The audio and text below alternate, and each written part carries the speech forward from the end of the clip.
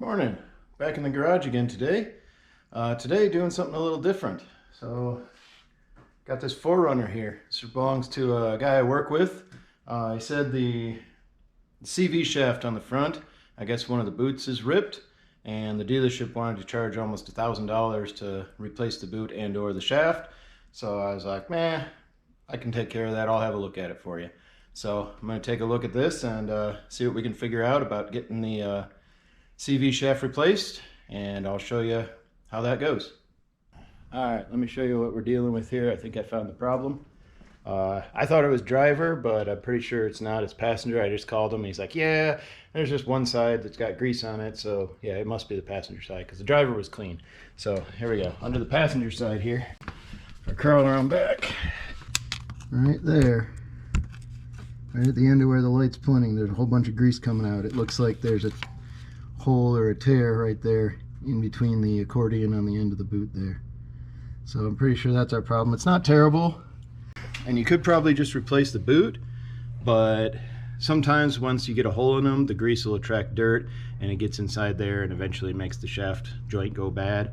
And if you're going to pull the whole thing apart anyway, it's almost easier just to put the shaft in. So that's what I'm going to do. We got the extra part for it, so I'm going to take this wheel off. I'm going to turn it around so I got more room to work, because I got more room on the other side than this side. And then I'll get work on taking the wheel off and getting to that. Alright, so I've never really done this on a Toyota before, but I can't imagine it's too much different than any other independent front suspension vehicle. Don't really know what I'm doing, but sure I'll be able to figure it out. So first thing we got to do, get the wheel off so we can get to the axle nut underneath it and get it out of the way. So I'm going to jack it up, get that wheel taken off, and then we'll figure out what's next.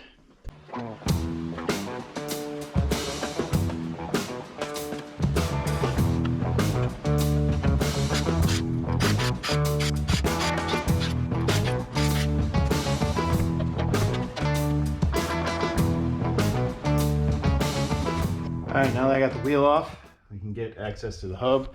We got this little dust cover over the end of the axle nut. So I'm just going to pop that off. Maybe. Let me get a better tool.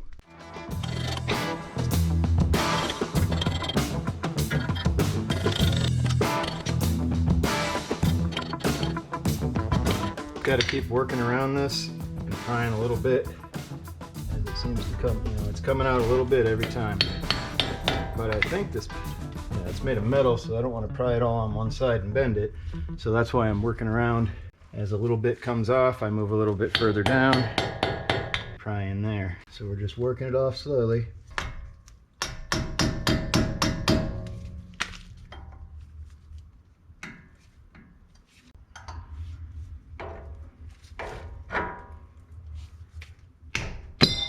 There we go. All right. Now we can see cotter pin, castle nut, and all that. So according to the info I found online, this is a 35mm nut, which is slightly different than what I'm used to with my Jeeps. Those have a 36, but I got the 35mm nut just in case. I don't know. I'm assuming the internet's right, but so anyway, I'm gonna get the get that cotter pin pulled out and then get that nut off of there. And my understanding is you don't even have to do anything with the brakes, because you can take the bottom of the knuckle and swing it out. So I'll get to that in a minute.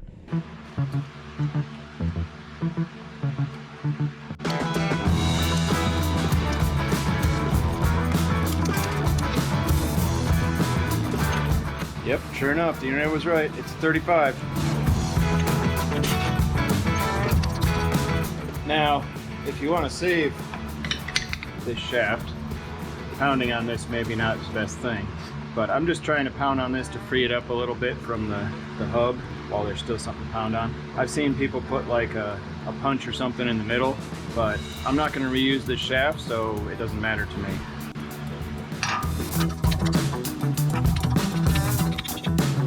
Alright, I don't know if you can see that, but it definitely did move in.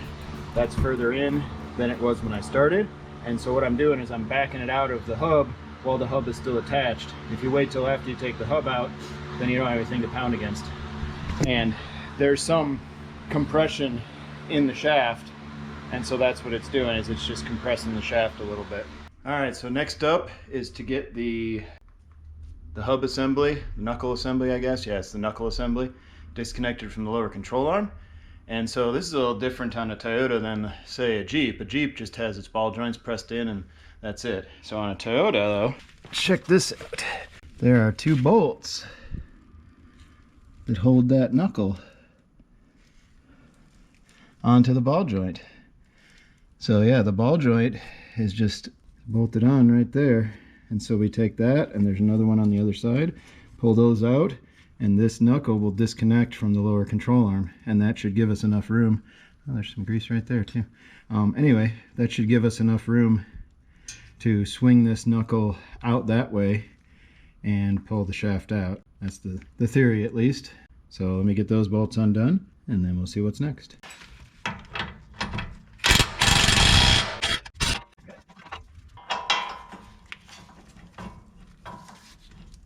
So the other thing I should note is, before you do this, make sure the vehicle is jacked up, is supported by something other than this control arm. You see I got the jack underneath it? I have a jack stand back there supporting the frame as well, because when I disconnect this is no longer supported. I mean, this will still be supporting the vehicle because of the strut and everything, but it's always good to have something other than the jack supporting it, especially when you're working on the front suspension like this. You don't want that to be your only point of support. So I do have a jack stand back there supporting it back at the cross member. All right.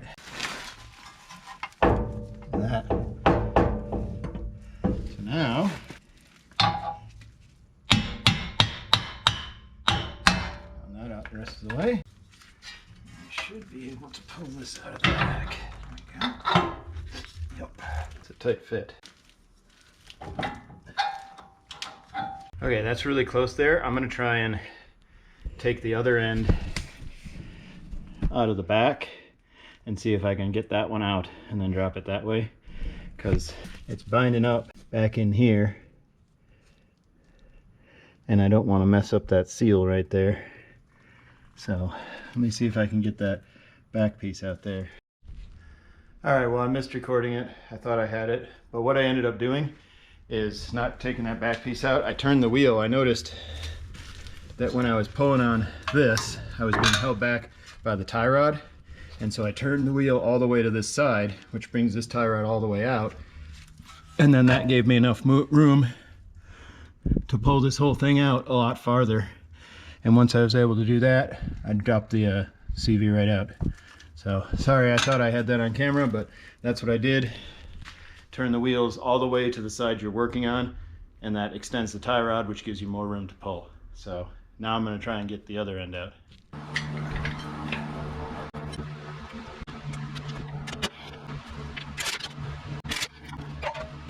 Let's see if I can show you what I'm looking at here. So I removed the skid plate. This 4Runner had a skid plate on it. I don't know if they all do or not, but this one did.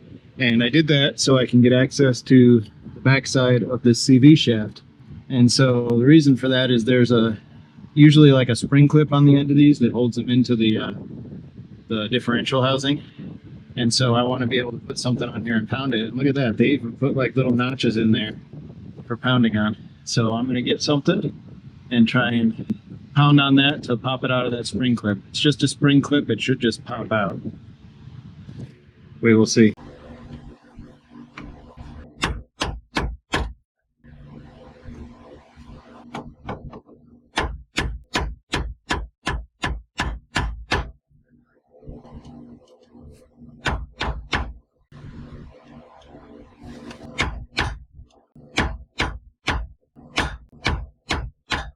There we go. You know you got it when it starts leaking oil. And I didn't get a drain pan, so let me grab a drain pan. Alright.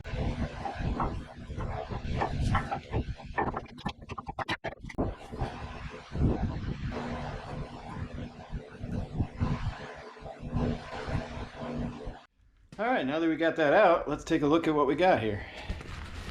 So, this is the shaft that we just took out, and here, I don't know how well you can see, but right there is where it's been leaking. You can see all that grease on there. as I was saying, you can see all the grit and everything that gets in here. Once these start leaking grease, probably the CV is going to go bad eventually.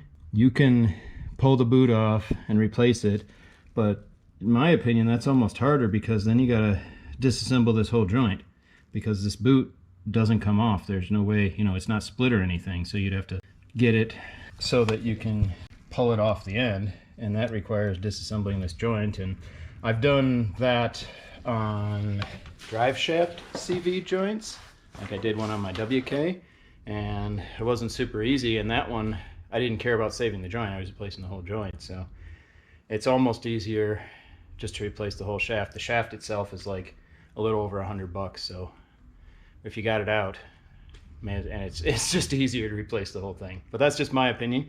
You can replace the boot if you prefer. All right, so I found the hole. It's really hard to see. You can see maybe right, yeah, I don't think you're going to be able to see very well, but right at the end of the screwdriver, there's that little gob of fresh grease right there. I just almost touched it. See that little light spot I'm running into? That right there is a hole. There's a little tiny hole in the boot right there. But yeah, anyway, there's a little tiny hole, because when I push on it with the screwdriver, I can see grease coming out there, and I can feel it with the end of the screwdriver. So there's just a tiny little hole there. So I don't know what happened. Maybe hit like a stick or something got in there wrong, you know, a branch sometime, because he goes out in the desert with this and stuff. So who knows? There's all kinds of sharp plants and rocks out in the desert. So probably that's all it was just some little thing, some chance got up in there and poked a little tiny hole in that. But yeah, little tiniest little hole. I couldn't find it for a while. I was like, I see the grease, but I couldn't tell where it was coming from. But that's where it is. I can feel there's just a little tiny hole in there. So anyway, I'm gonna go ahead and get the new one in. And as they say, installation is the reverse of removal. So pretty simple. I'm just gonna go ahead and do that. You know, I'll catch it on camera, but I'm probably not gonna stop too many times along the way. We'll see.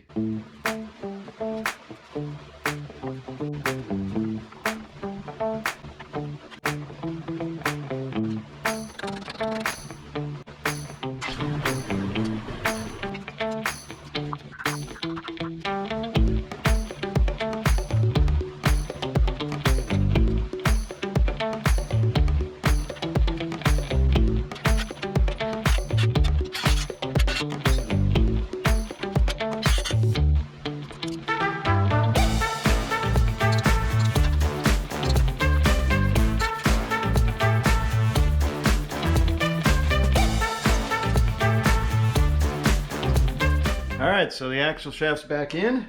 Everything's tightened up to torque. I'll put a link down in the description to a site where I found the torque specs for this. Those ball joints, lower ball joint bolts are 118, and I think the nut is like 170, 175, something like that. Anyway, I'll put the link to the site where I found those in the description.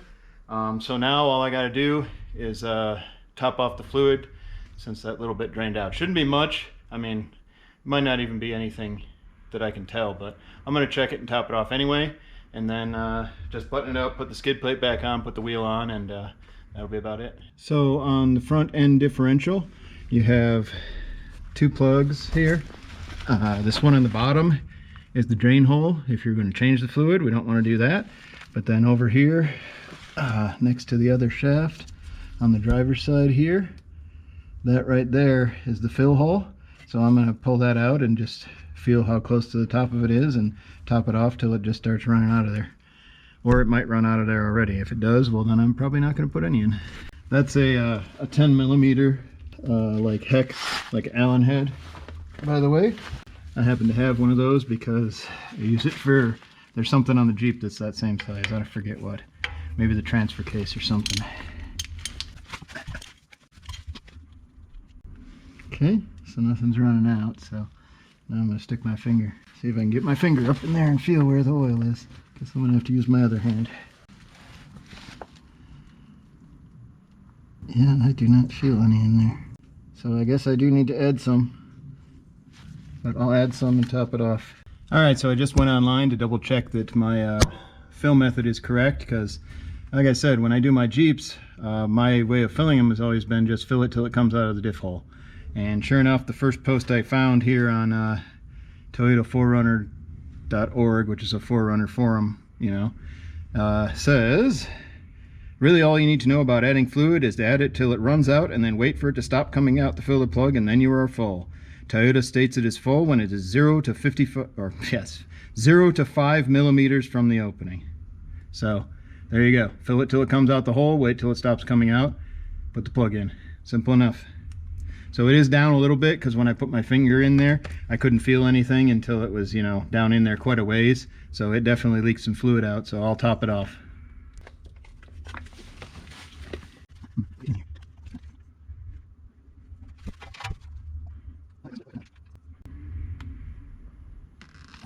Alright, there we go. I'm going to call that full.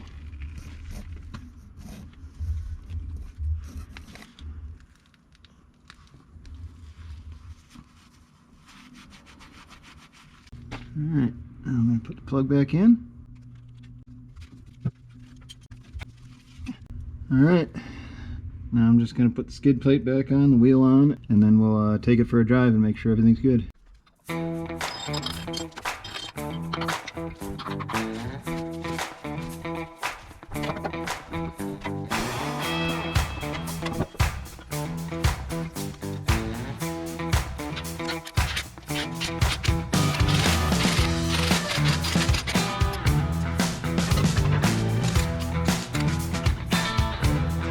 Alright, just going to go for a quick test drive, make sure everything stays where it should and there's no weird noises or vibrations or anything. Alright, I put it in 4 high just to make sure that was all good, and you know, it's working fine. Nothing strange. Everything seems good. So put it back in 2-wheel drive and then go for a quick drive, bring it up to speed, and make sure nothing shakes or shimmies. Alright, just getting on the freeway. So far, no problems. Getting up to speed, about 60 right now because there's a lot of traffic. I'm going to see if I can get it up a little closer to freeway speed, get it up to about 70. There we go. Now we're cruising about 70 and everything seems fine. Yeah, I don't feel any shakes, no steering wheel pulls, nothing, so I'm going to call it good. Everything's good, and we'll let him know he can come pick his 4Runner back up. I think that'll do it for this. I hope you enjoyed the video or found it useful, and as always, thanks for watching.